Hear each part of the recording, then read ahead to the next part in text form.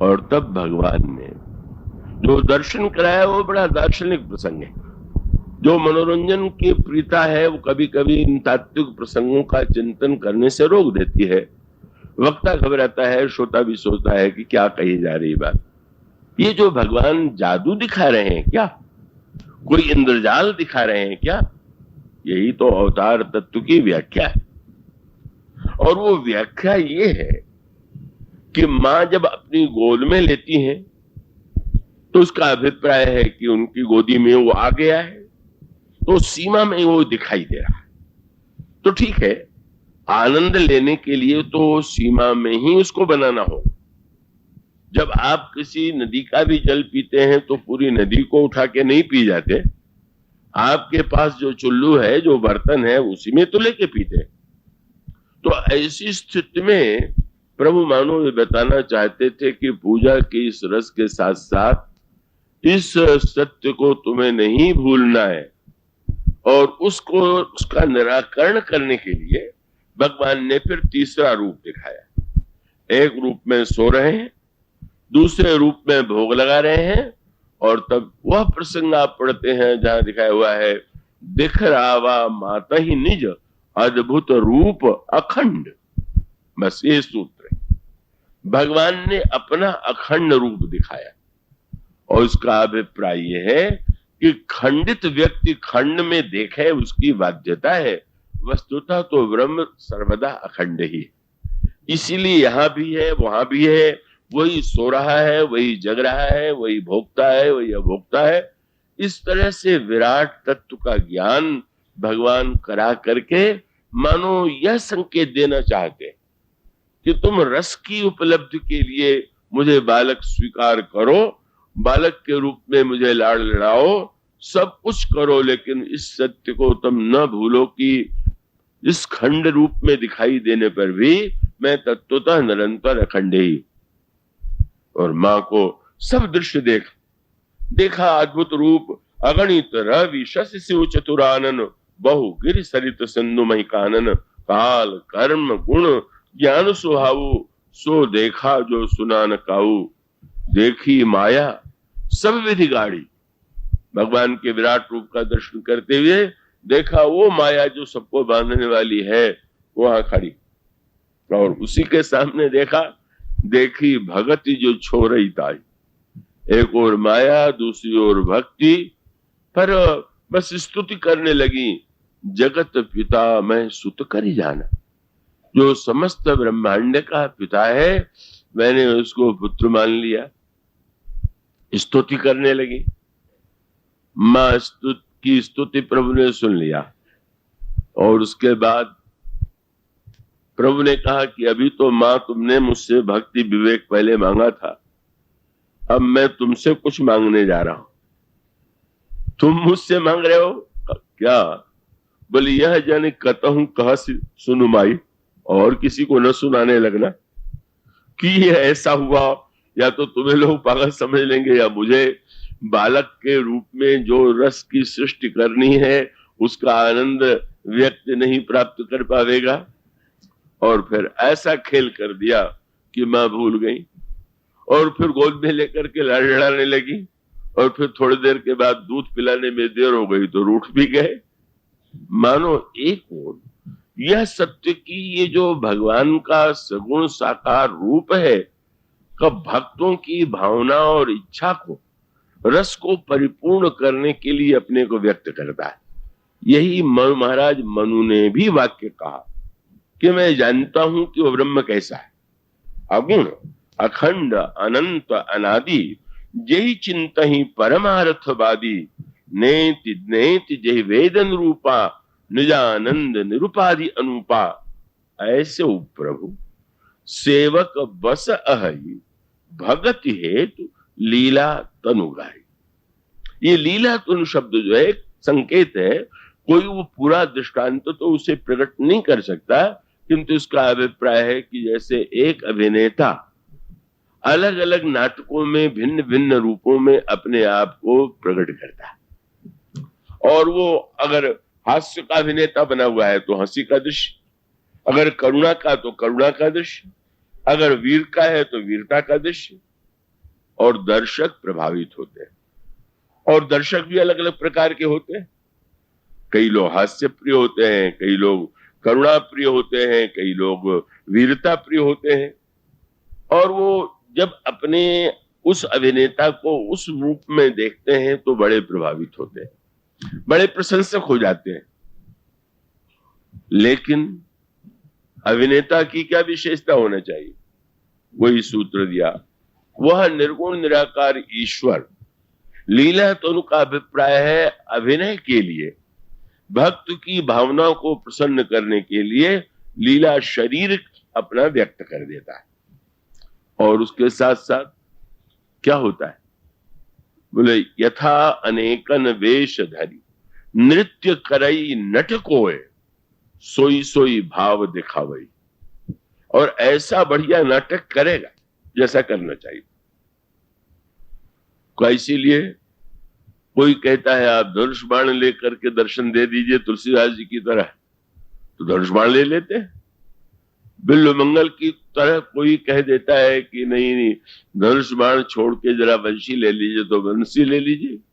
कभी राम बन जाते हैं, कभी कृष्ण बन जाते हैं, कभी शिव बन जाते हैं, और अनगिनत अवतारों के रूप में भगवान इस अभिनय मंच पर हमें दिखाई देते हैं।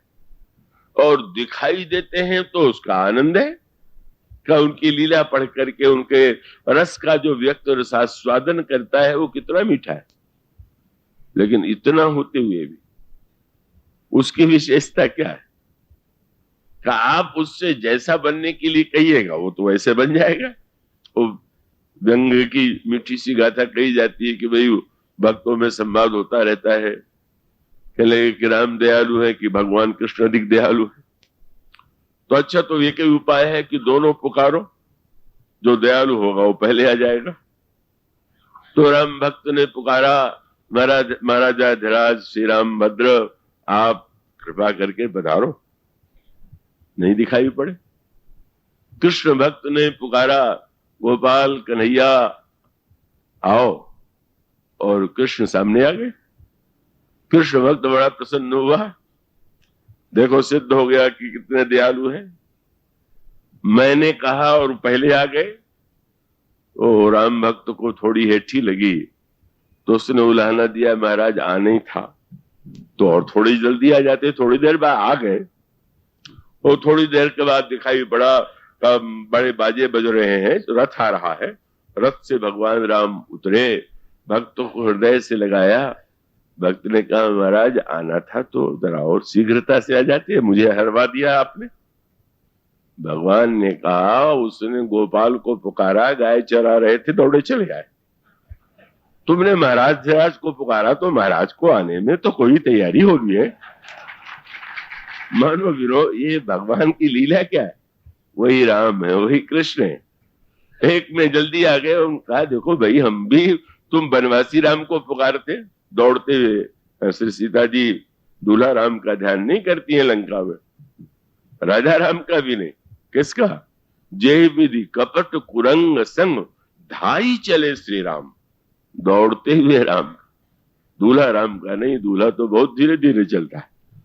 कब वो चाहती हैं कि इस समय संकट से उद्धार करने के लिए आप बहुत शीघ्रता से आइए।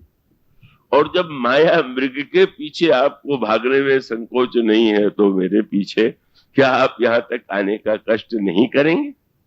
तो इसका अभिप्राय कि भक्तों के रस की भावना की पद्धति अलग अलग, और वो जैसा आनंद लेना चाहते हैं भगवान वही नाटक उनके सामने कर देते हैं। लेकिन उसकी विशेषता क्या है? आप श्री राम से पूछिए, आप ही सबसे बड़े कहें बिल्कुल। श्री कृष्ण से पूछिए, वो भी कहेंगे हमें बिल्कुल। एक अभिनेता से किसी ने नाटक में देखा और कहा आप कितने अच्छे, ये कितने महान। दूसरे नाटक में दूसरे ने कहा तुम बड़े अच्छे हो। अभिनेता सब में हाँ करता है, पर विशेषता क्या है? बोले यथा अनेकन वेश धरि नृत्य करई नट कोई सोई सोई भाव दिखावई, आप न होय न सोए। वो स्वयं जानता है कि भाई ये तो इनके कहने से मैं ऐसा, इनको प्रसन्नता है तो हम उनको उस रूप में दर्शन देंगे, इनकी भावना के अनुकूल कार्य करेंगे, लीला करेंगे। उसका अभिप्राय मानो यह है कि भक्त जब भगवान को इस सगुण साकार रूप में देखना चाहता है, तो उसकी वो सीमाएं अपने अंतःकरण की है, वो व्यक्त रूप में नहीं देखना चाहता है, अव्यक्त के रूप में निकट होते हुए भी दूर प्रतीत होता है। ये इसके पीछे धारणा। इसलिए कौशल्याम्बा के गर्भ से जन्म हुआ ये भी, पर भगवान ने इस रूप में जब प्रकट कर दिया तो कौशल्याम्बा सोचने लगी, ब्रह्मांड निकाया निर्मित माया, रोम रोम प्रतिवेद कहे, मम उरसो बासी यह उपहासी, सुनत धीर मति थिर न रहे। जिस ब्रह्म के रोम में कोटि कोटि ब्रह्मांड है, वो मेरे गर्भ में कैसे 10 महीने रहा होगा। मानो यह प्रश्न इस विवेक की दृष्टि से है कि जब तक लीला चल रही है तब तक उसका आनंद लेते हुए भी बस उसको एक सीमा में ही बंधा हुआ मानने की भूल न करें। और इसीलिए जन्म के समय एक देश का भ्रम निवारण करने के लिए या पूजा में एक देश का भ्रम का निवारण करने के लिए विराट का दर्शन कराते हैं। और जब आप ये पढ़ते हैं कि श्री राम का जब जन्म हुआ तो 1 महीने तक सूर्य रुका रह गया, मास दिवस कर दिवस भा, मरम न जाने को है। अब ये तो कोई भी कह सकता है, वैज्ञानिक कैसे कैसे संभव हो सकता है। सूर्य तो प्रकृति के अंतर्गत है, प्रकृति के नियमों के द्वारा संचालित है, और जब वो उदित होता है तो प्रत्येक दिन आप देखेंगे तो पंचांग देख करके और जो वैज्ञानिक है वो घोषणा कर देगा कि कल सूर्योदय कितने बजे होगा, और सूर्य उस नियम को मानने के लिए बाध्य है। लेकिन अब यहां पर जो अध्यात्म विज्ञान का तत्व है वो यह है, मास दिवस कर दिवस भा मरम न जाने कोय। इसका अभिप्राय है कि वस्तुतः कालातीत है, काल में देखना हमारी सीमा है। भाई हमको एक दिन जन्मोत्सव मनाना है, जन्मोत्सव मनाना है तो हम साल भर में 1 महीने में 1 पक्ष में शुक्ल पक्ष के 9वीं के दिन 12 बजे हम जन्मोत्सव मनाते। पर तत्वतः भगवान जो बताना चाहते थे, दिल्ली में मैं था, किस दिन वहां रामनवमी को पता समाप्त होती है। अब वो एक सज्जन कहने लगे कि रामनवमी तो कल है, आज आपकी कथा कैसे समाप्त हो रही। कच्छ का अभिप्राय कि पंचांग में रामनवमी की 2-3 तिथियां थी, आप लोगों ने देखा होगा। एक तिथि कहीं एक पंडित कहता है आज रामनवमी है, कोई कहता है कल है, एकादशी आज है कल है। तो उनका बस यही तो समस्या है सनातन धर्मियों हिंदुओं में कि अब बताओ एक तिथि ही नहीं निश्चय कर पाते, कम से कम मिलके ये तो कह दें कि आज रामनवमी। मैंने कहा आपको चिंता नहीं करना चाहिए। जब श्री राम का जन्म हुआ था तो सूर्य 1 महीने तक आकाश में टिका हुआ था, तो 30 दिन तो रामनवमी हो ही सकती है। आप 3 दिन से परेशान हो रहे हैं। उसका अभिप्राय है कि रामनवमी जो है वो तो एक काल का एक सापेक्ष शब्द है। वो वस्तुतः भगवान ये प्रतिक्षण बताना चाहते हैं कि देश में आकर के भी वो देश से अतीत हैं, काल में आकर के भी प्रकृति के नियम के अंतर्गत वे नहीं है। प्रकृति जो है स्वयं उनके द्वारा संचालित। यही सर्वत्र बार बार दिखाने की चेष्टा की गई। हनुमान जी सारी लंका को जला देते हैं, विभीषण का घर बच जाता है, तो प्रकृति के नियम के अनुकूल नहीं।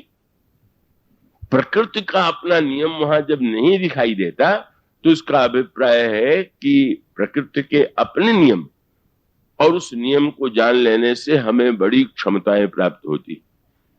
पर भगवान के साथ समस्या ये है कि प्रकृति पार होने से उसका कोई नियम है नहीं, और साधन का अर्थ है नियम।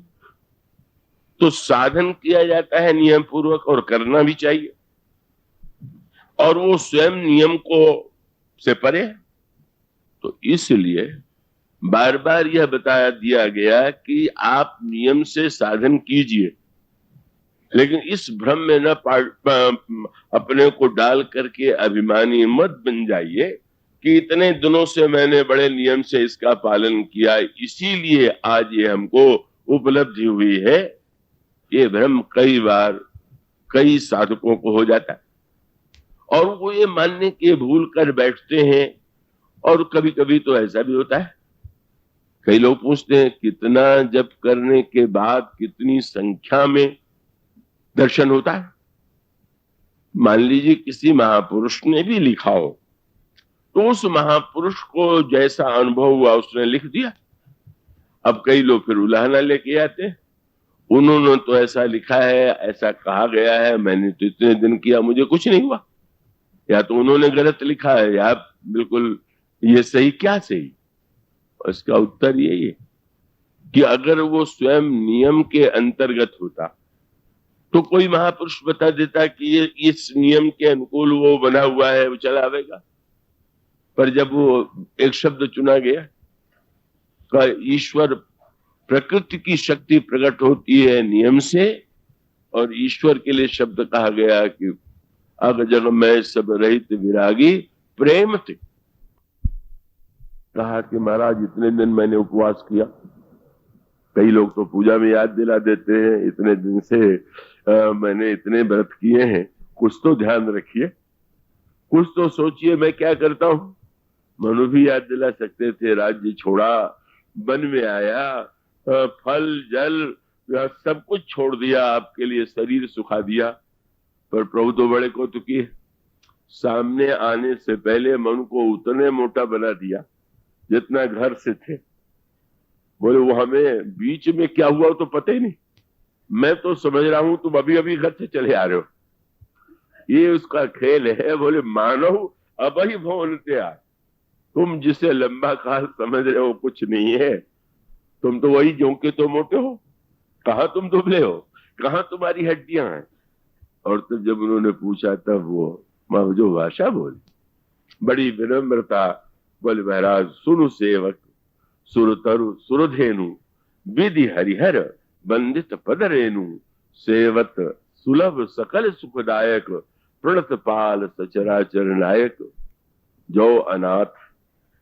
महाराज मैं तो अनाथ हूं, कुछ करने के बाद भी संसार के लोग मुझे संसार का नाथ समझते थे, लेकिन जो अनाथ हित हम परने हो तो प्रसन्न हुई यह वरदेव। क्या दर्शन चाहते तो ब्रह्म तो है निराकार। संकेत देता कि ब्रह्मा विष्णु शंकर के रूप में तो आया था रूप, तुमने तो उन्हें स्वीकार नहीं किया। तो रूप अगर तुम निराकार में रूप चाहते हो, अब तुम बताओ कि तुम्हें कैसा रूप चाहिए, वैसे मैं बना लूं। तब मनु ने जब कहा कि हाँ ऐसा रूप, कैसा? बोले महाराज जो स्वरूप बस शिव मनु माही, यही कारण मुनि जतन कराही, जो भुसुंडी मन मानस हंसा सगुण अगुण यही निगम प्रशंसा, देखही हम स्वरूप भरि लोचन कृपा करो प्रणतारति मोचन। हे शरणागत वत्सल, आप मेरे नेत्रों भरि लोचन, आप, मैं अपने नेत्रों को धन्य करने के लिए आपका रूप चाहता हूं, इसलिए आप कृपा कीजिए। और तब अचानक उनके सामने, अभी तक जो आए थे अपने अपने लोक से आए, इतना विलंब लग गया। तो आजकल तो गणित से भी बता दिया जाता है कि कितने प्रकाश वर्ष में कितने दूर से कहां प्रकाश आता है। प्रकृति का गणित तो बड़ा अनोखा है। भगवान को इतने वर्ष लगे, कितने धीरे कितनी गति से चले होंगे अपने लोक से कि इतने देर बाद आए। लगता है और लोगों का लोक पास में रहा होगा तो पहले पास आ गए होंगे, इनका कहीं बहुत दूर होगा। और भक्तों का ये तो इस विषय में भी लोगों ने नक्शा बना रखा, किस लोक का कहाँ स्थिति है। एक सज्जन तो मेरे पास नक्शा बना करके ले आए, कहाँ स्वर्ग लोक है, कहाँ ब्रह्म लोक है, फिर उसके पश्चात कहाँ कैलाश है, और फिर कहाँ का उन्होंने दिखाया था कि गोलोक है, उसके ऊपर साकेत लोक है। एक सज्जन ने दिखाया था कि साकेत लोक नीचे है, गोलोक ऊपर। दूसरे ने कहा नहीं, गोलोक नीचे है, साकेत ऊपर है। मैंने कहा भाई मुझे पता नहीं है, ये तो आपको ही पता होगा। अब आप कह रहे हैं, आप जाके लौटे होंगे तो आपने नक्शा बनाया होगा, तो मैं तो नहीं जानता कि नक्शा कहां तक ठीक है। भगवान कहां से आ गए? आप अपने भगवान को सबसे ऊपर बैठाइए, इसमें कोई आपत्ति नहीं। ये तो आपके मन की इच्छा की बात है, आपके भावना की बात है। आप उनको कहां बैठा देना चाहते हैं, और आपको जहां बैठा देने से उनको आनंद आपको आता हो, आप बैठाइए। आप चाहे साकेत लोक को ऊपर कर दीजिए, चाहे गोलोक को ऊपर कर दीजिए, पर कृपा करके उसको भूगोल सही न समझ लीजिएगा। ये भावना का भूगोल है, ये भौतिक प्रकृति का भूगोल नहीं। तो इसलिए गोस्वामी जी ने बड़ा बढ़िया शब्द लिखा, भगवान कहां से आए, कितनी दूर आए। एक वाक्य गोस्वामी जी ने, कहीं वहीं से आए नहीं। तब बोले भगत बचन प्रभु कृपा निधाना विश्ववास प्रगटे भगवान। वो तो वहीं थे, वो तो विश्ववास है। और 4 शब्दों में 4 सूत्र हमारे आपके लिए ले दे दिए। बोले भगवान कैसे आए, तो 4 नाम तुलसीदास जी ने दिया। भगवाना, भक्त वत्सल, और सकल सर्वत्र निवास करने वाला, और तो बचल प्रभु कृपा निधाना विश्ववास प्रगटे भगवाना। वो विश्ववास है, वो भगवान है, शरणागत वत्सल है, और वो कृपा निधान। और उसका अभिप्राय सबको उत्तर दे दिया गया। धार्मिक से पूछा गया भगवान क्यों आए, बोले भगवान इसलिए आए कि वो नियम से परे होकर के नियमों का सम्मान करते हैं। भगवान का तो तात्पर्य समस्त ऐश्वर्यों के स्वामी हैं, इसलिए भगवान के लिए इन्होंने साधना की है, इसलिए आए। वेदांती से पूछा गया, बोले आना जाना कहां था, वो तो विश्ववास है, दिखाई नहीं दे रहे थे, अब दिखाई देने लगे। पर भक्त से पूछा गया, ये रामायण में 4 घाट, ज्ञान भक्त कर्म और शरणागत। ज्ञानी ने कहा यह विश्ववास है, धार्मिक ने कहा ये भगवान है, और उसके साथ साथ भक्तों ने ये कहा कि वो विश्ववास तो न जाने कब से था, वो भगवान तो न जाने कब से था, पर क्यों नहीं प्रकट हुआ। उन्होंने कहा इसलिए प्रकट हुआ कि वो भक्त वत्सल है।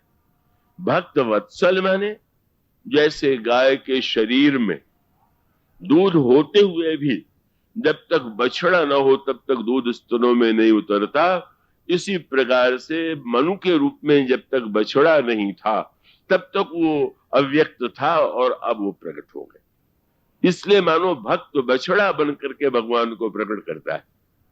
पर तुलसीदास जी तो शरणागति वाले मार्ग, क्योंकि भक्ति में भी कुछ साधना बताई जाती है।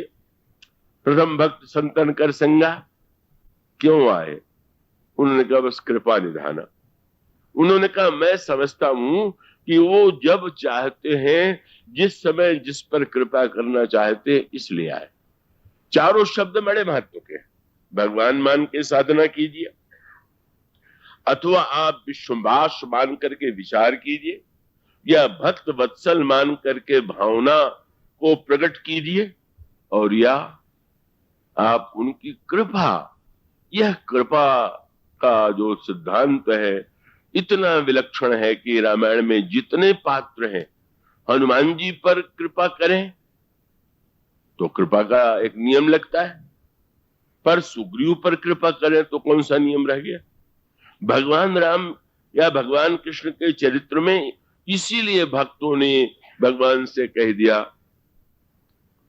गोस्वामी जी ने बैठे हुए थे चौराहे पर, किसी ने कहा चौराहे पर कोई बैठने की जगह चौराहा होती है क्या, यहां क्यों बैठे हुए, किससे मिलना है। बोले भगवान से मिलना है। तो बैठने से मिलेंगे क्या। उन्होंने कहा मेरे सामने एक समस्या आ गई कि किसी मित्र से मिलने जाना हो, हमारे मन में बेचैनी हुई, और बेचैनी हुई तो हम उससे मिलने के लिए चल पड़े, और मन में ये बात रहती है कि कोई बात नहीं, अगर वो भी मुझसे मिलने चले होंगे तो बीच रास्ते में मिल जाएंगे हम दोनों, और तब एक दूसरों चाहे उन्हें अपने घर ले आवेंगे या उनके घर चले जाएंगे। लेकिन उन्होंने कहा कि अगर किसी से मिलने जाने वाले हो और उसके आने के बहुत से रास्ते हो तो चलना बड़ा खतरनाक है, क्योंकि हम इधर से इधर चले उधर और वो उधर से इधर चला गया। तो मैं चौराहे पर बैठा हुआ हूं कि भगवान के मिलने का अगर एक रास्ता होता तो मैं चल पड़े, पर जब चाहे जिधर से आते हो तो बैठ गया हूं, चाहे इधर से आवे चाहे इधर से आवे और हमें मिल जाए। इसलिए गोस्वामी जी कहते हैं, नाथ कृपा ही को पंथ चितवत है दीन दीन है दिन रात। महाराज मैं तो केवल आपकी कृपा का मार्ग देख रहा हूं और कुछ नहीं कर रहा हूं। क्यों देख रहे हो, प्रयत्न क्यों नहीं करते? कोई शोधो कौन विधि सो दयालु जाने न जाते। आप अपना नियम बता दीजिए, वैसे हम करेंगे। आप सबको तो नियम अलग अलग नियम का भी समर्थन करेंगे तो किसी को कुछ कह देंगे। जब मिले कबंध से तो कह दिया कि अरे कबंध, मुझे तो ब्राह्मण द्रोही अच्छा ही लगता है नहीं।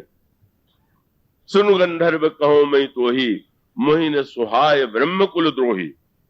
यहां तक कह दिया, सापत ताड़ परुष कहंता विप्र पूज्य से गावही संता। क्रोधी हो तो भी ब्राह्मण की पूजा करना चाहिए। अब आजकल तो हल्का मच जाता है।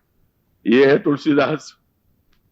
आप पढ़ के सोचने जो तरह से तुलसीदास को समझना चाहते हैं, ये श्री राम को समझना चाहते हैं, वो सही पद्धति नहीं। भगवान राम ने कबंध से ये कह दिया तो ऐसा लगा कि बस ब्राह्मण ही उनके, ब्राह्मण की पूजा ही उनके लिए सब कुछ। वो कैसा भी हो तो पूजा किए जाओ। पर आप भूल गए, वही भगवान राम कबंध को मारने के बाद फिर कहाँ आए? शबरी जी के आश्रम में आए। शबरी न ब्राह्मण है। कई लोग समझते हैं तुलसीदास जी स्त्री विरोधी का, वो शबर जाति की एक भीलनी है, वन में निवास करती है, कोई जाति नहीं, कोई पंक्ति नहीं, कोई शिक्षा नहीं। और जब शबरी के आश्रम में भगवान आए तो शबरी ने यही कहा कि महाराज मैं शास्त्र वेद पढ़े हुए होती। हमारे किसी शंकराचार्य जी ने स्त्रियों को वेद पाठ पढ़ने से रोका है। बड़ा अखबारों में चर्चा रहती है, पत्रकार आ जाते हैं तो मुझसे पूछ लेते हैं। मैंने कहा भाई वो आचार्य जी से पूछो, क्या हम क्या कह सकते हैं, हम तो कैसे माने। तो शबरी जी ने तो बहुत अच्छी बात कही, मैं तो वेद पढ़ी नहीं हूं और इसलिए महाराज वेद में पढ़ी हुई होती तो आपकी स्तुति करती, तो मैं तो पढ़ नहीं हूं तो मैं स्तुति कैसे करूं। और जाति से भी मैं बिल्कुल नीचे से नीची जाति क्यों। भगवान राम ने कहा, शबरी तुम ये क्यों कह रही हो कि तुम पढ़ी लिखी नहीं हो, तुम वेद नहीं पढ़ा है। केवट ने भी भगवान से कह दिया था, बोले महाराज केवट की जात कछु वेद न पढ़ाई हो। मैं वेद की शिक्षा लेके काम थोड़ी चलाऊंगा, मुझे तो नाव चला के शिक्षा लेना है। पर ये वेद की शिक्षा लेने वाले कभी उतने लाभ में नहीं रहे जितना न लेने वाले लाभ में रहे। और इसीलिए तुरंत शबरी से भगवान ने कहा, क्या तुम कह रही हो, क्या होती है जाति, क्या होती है पंक्ति, क्या कुल का महत्व है, क्या बुद्धिमत्ता का कोई मेरी दृष्टि में महत्व क्या है। मानो भगवान राम जब बोलते हैं तो सामने वाले व्यक्ति की मनोवृत्ति का कल्याण करने के लिए जो कहना चाहिए, बोले जाति पाति कुल धर्म, धर्म का भी नाम ले लिया। कौन धर्म, ये भी नहीं, बड़प्पन भी नहीं, धन बल परिजन गुण चतुराई भगतहीन सब सोहई कैसा, बिनु जल वारिद देखे जैसे। कुछ नहीं, मेरे कह रघुपति सुनु भामिनी बाता, मानो एक भगत करनाता। जाति का नाता नहीं, पंक्ति का नाता नहीं, कुल का नाता नहीं, धर्म का नाता नहीं, बुद्धिमत्ता का नाता नहीं, चतुराई का नाता, एकमात्र भक्ति का नाता। पुरुष नपुंसक नारीवा जीव चराचर कोई, सर्व भाव भज कपट तज मोहि परम प्रिय सोई। और इसका अर्थ है कि ईश्वर ने कुछ कहा तो आप न समझ लीजिएगा कि वो सबके लिए कह रहा। वो कभी ऐसे रूप में बोलेगा, कभी भिन्न रूप में, और ठीक जो दृष्टांत मैंने आपके सामने दिया था कि डॉक्टर या वैद्य के पास रोगी गया, एक से उसने कहा गोली लेकर के नींद नहीं आती तो अच्छी तरह से निद्रा लो या नींद अच्छी तरह से लिया करो, और दूसरे से कहा तुम तो सोते ही रहते हो, क्या आलस्य में पड़े रहते हो, जरा उठ करके सवेरे सवेरे बस 10 किलोमीटर टहलो। इसका अर्थ नहीं कि एक को जगा रहा है एक को सुला रहा, इसका अर्थ है कि वो जानता है कि किसके लिए क्या करना कल्याणकारी। यही व्यक्ति और समाज के संदर्भ में भगवान व्यक्ति का स्वयं निर्माण करने के लिए उसके सामने जो बात कहते हैं वह कोई सार्वभौम नियम नहीं होता, सार्वजनीन नियम नहीं होता, सार्वकालिक नियम नहीं होता उसके लिए। इसलिए भक्त शास्त्रों में किसी के नकल की कोई आवश्यकता नहीं। दूसरे को देख करके हम भी वैसे ही बन जाएं तो हम भगवान को प्रिय लगे, इस भ्रांति में नहीं पड़ना चाहिए। ये रामायण के वेद पात्रों के माध्यम से रामचरितमानस में पग पग पर यह बात बताने की चेष्टा की गई। और यही नहीं, का हनुमान जी महाराज वो संत हैं, संतों के द्वारा भगवान मिलते हैं। हनुमान जी ने भगवान से अनेक भक्तों को मिलाया, पर सबको अलग अलग तरह से मिलाया। सुग्रीव पर्वत पर थे तो ये नहीं किया कि संकेत कर दें कि अरे भाई उतर आओ, स्वागत तो करो, दंडवत तो करो। कल महाराज पर्वत पर बंदरों का राजा सुग्रीव रहता है, आप चल के मित्रता कीजिए, लीजिए। इतने दूर उतर के नहीं आ सकते हैं सुग्रीव, आप ही चलिए और आप कष्ट मत कीजिए, मेरे कंधे पर बैठ जाइए। विभीषण के यहाँ गए तो बिल्कुल ये नहीं कहा कि लंका में आ जाएंगे तब तुम्हारा कल्याण होगा। बोले जब तक तुम शरण में नहीं जाओगे। उनको नगर छोड़ करके, घर छोड़ करके, परिवार छोड़ करके भगवान की शरण में जाना पड़ा। सुग्रीव के पास स्वयं भगवान को ले आए, उनको घर मिलाया, परिवार मिलाया, सब मिलाया, जिससे हनुमान जी भी मिलाते। अगर उनको ये निश्चय हनुमान जी मानो यह बताना चाहते थे कि मैं कौन होता हूं नियम बनाने वाला। नियम केवल बनाया जाता है साधक के साधना की एक सुविधा की दृष्टि से। इसलिए प्रत्येक को, और उसकी पराकाष्ठा तो तब हो गई जब एक बात बार बार आपने सुना होगा कि भाई ये व्याकुलता तो हो, इच्छा तो हो। पर एक अद्भुत दृश्य हुआ। सुखेण वैद्य को हनुमान जी जब लेने गए तो सुखेण वैद्य सो रहे थे। हनुमान जी ने तुरंत उनका घर जो था उसी को उखाड़ लिया और लिए चले आए, और जब पहुंच गए तो नेत्र खुला, कुछ हिला डुला पलंग, तो खोल के नेत्र देखते हैं तो सामने भगवान बैठे हुए। किसी ने हनुमान जी से पूछा, महाराज भगवान को पाने के लिए त्याग करना पड़ता है। अब विभीषण ने इतना राज्य संपत्ति सब कुछ छोड़ा और आप विभीषण के पास गए तो ताइस में विभीषण जागा, तो आप तो सुखेण वैद्य को जगा के कह सकते थे कि चलो तुम्हें भगवान ने बुलाया है, आपने ऐसा क्यों नहीं किया। हनुमान जी ने बहुत मीठा उत्तर दिया। उन्होंने कहा भाई जिसमें भगवान को पाने की इच्छा हो उसे सब कुछ छोड़ करके भगवान के पास जाना चाहिए। पर सुखेण में तो इच्छा थी नहीं, प्रभु में इच्छा मिलने की थी। तो मैंने कहा भैया जब उनकी इच्छा है तुमसे मिलने की, घर बार सहित तुम्हें लिए चले आ रहे, तुम्हें घर बार छोड़ने की कोई आवश्यकता नहीं। मानो ऐसा व्यक्ति जो लंका में रहा हो और रावण का वैद्य हो, और उस लंका नगर में जो व्यक्ति कभी उसने सोचा भी नहीं कि भगवान मिलेंगे, यही है कृपा का वह द्वार, इसको चोर दरवाजा भक्त लोग कहा करते। भगवान के साधन के द्वार से अलग अलग मार्गों से आते ले दिखाई दे रहे, पर कभी उसके मन में कौतुक आता है तो जैसे सुखेण वैद्य को, सुखेण वैद्य की क्या आवश्यकता थी, वो तो सर्वसमर्थ हैं। एक बार फिर से लक्ष्मण जी को जब शक्ति लगी तो लोगों को लगा फिर वैद्य बुलवाया जाएगा, फिर हनुमान जी दवा लेने जाएंगे, और प्रभु ने कुछ नहीं किया। लक्ष्मण जी के कान में धीरे से कह दिया, कौन हो तुम लक्ष्मण? तुम कृतांत भक्षक सुरत्रादा, तुम काल को खाने वाले हो। और सुरत बचन उठ बैठ कृपाला, कान में एक वाक्य का लक्ष्मण जी बैठ गए।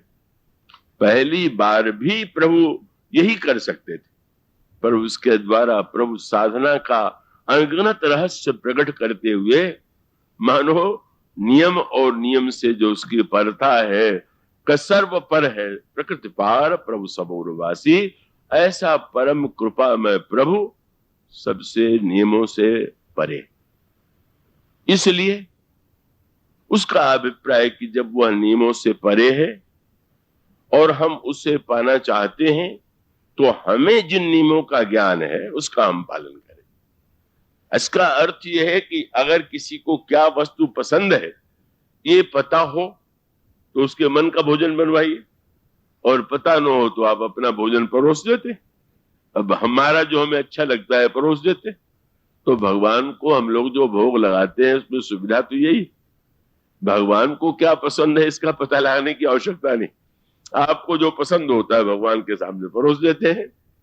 और इसका अर्थ है कि प्रभु से हम कहें कि प्रभु आप क्या क्या नियम है हम तो जानते नहीं, जीवन में रह करके कुछ नियमों का और नियमों का सत्परिणाम दिखाई देता है। हम तो एक बाल चेष्टा की तरह इन नियमों का पालन करते हैं, किंतु अंततो गत्वा तो जो कुछ होगा वह केवल आप जब कब, वो स्वामी जी कहते हैं कुछ भी क्यों न हो जाए, लेकिन जब कब निज करुणा स्वभावते द्रवहु तो निस्तरिये, तुलसीदास विश्वास आन नहीं कत पची पची मरिए।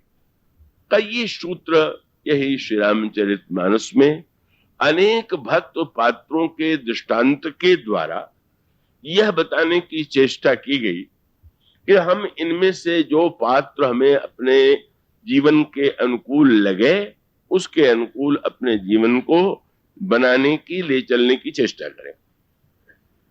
एक सज्जन ने मुझसे कहा ऐसा कुछ बता दीजिए कि श्री भरत जैसा प्रेम करते हैं वैसा प्रेम हो जाए। हमने कहा पहले आप सुग्रीव जैसा प्रेम कीजिए, बाद में सोचिएगा। अब आप अभी से भरत जी कैसे बन जाए, आप सुग्रीव जैसे बन से उतना तो बन जाइए। तुलसीदास जी से भगवान ने पूछ दिया कैसा प्रेम मुझसे चाहते हो, वो तो कह सकते थे जैसे भरत जी चाहते, जैसे लक्ष्मण जी चाहते, हनुमान जी चाहते। उन्होंने कहा कुछ नहीं, वो हम कैसे कहें, न हम लक्ष्मण हैं न भरत हैं न हनुमान जी हैं। तब बोले काम ही नारी प्यारी जी, लोभी प्रिय जी विदाम, तिम रघुनाथ निरंतर प्रिय लागो मोहि राम। इसलिए यह जो ग्रंथ है इसको सर्वांगीण रूप से महान ग्रंथ श्री रामचरितमानस या संतों का जो चरित्र है भगवान राम कृष्ण देव के जीवन में आपको साधनाओं का अगणित रूप, अनेक रूप दिखाई देगा। उन सब का सार तत्व यही है कि साधन करना परमावश्यक है, इसलिए कि हम अपने जीवन में साधना के द्वारा अंतःकरण को शुद्ध करें, उसका निर्माण करें। पर सब कुछ करते हुए भी साधना के अभिमान से, पुरुषार्थ के अभिमान से मुक्त हो करके हम निरंतर इस सत्य को समझ लें कि प्रभु तो एकमात्र अपनी कृपा से ही प्राप्त होते हैं। और इस सत्य को जब व्यक्ति जान लेता है तब मानो वह निश्चिंत हो जाता है, निर्भर हो जाता है। जैसे एक बच्चा कभी ये नहीं जानता कि माँ को रिझाने का क्या नियम है, कहाँ जानता है, पर वो माँ अपने प्यार से ही उसको प्यार करती। और वह स्थिति जीवन में तो बाल्यावस्था से वृद्धावस्था की ओर जाया जाता है, और भक्त साधना में वृद्धावस्था से बाल्यावस्था की ओर जाया जाता है। यहाँ की उन्नति का क्रम ही उल्टा।